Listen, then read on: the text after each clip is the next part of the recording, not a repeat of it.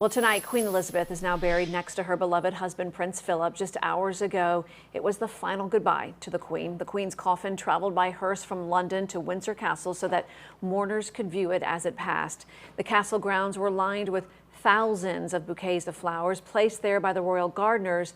They were the gifts from people from all over the world who had laid flowers outside the castle just this past week. President Biden and the First Lady were among those paying tribute to the Queen at her funeral at Westminster Abbey. The first couple also attending that reception Sunday at Buckingham Palace with King Charles and the Queen Consort. New photos were also released of Queen Elizabeth smiling in May at Windsor Castle. Yeah, the photo taken ahead of her Platinum Jubilee, a celebration of her 70 years on the throne, the longest reigning British monarch, and you can certainly see that famous twinkle in her eye in this photo.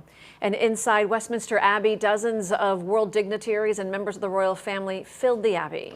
Again, the Queen laid to rest in Windsor Castle next to her husband of 73 years, Prince Philip. Back here in South Florida, a personal tie to the royal family. Angela Rozier joins us live at the Seminole Inn in Indiantown with more on the royal connection here. Angela? That's right. As a matter of fact, this inn has been here in Indiantown for decades, and tonight we got a chance to see for ourselves how the royal family is connected. Walking into the Seminole Inn here in the village of Indiantown is like stepping into a part of Florida's past.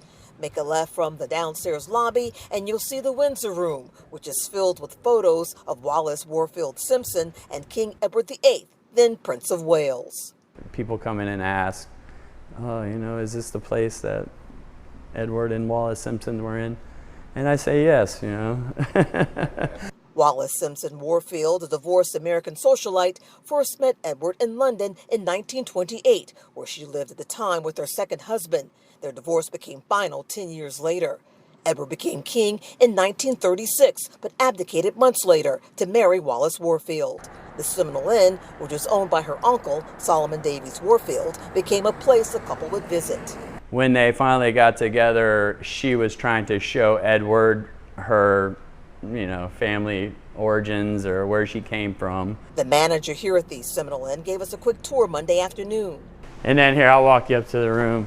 He says the inn was built in 1926. The chandeliers are shaped like crowns, and the Windsor Room, upstairs lobby, and the hotel rooms are all original parts of the building, including room 29. This is room 29. This is the room the Wallis Simpson and Prince Edward would stay in for their dinner parties.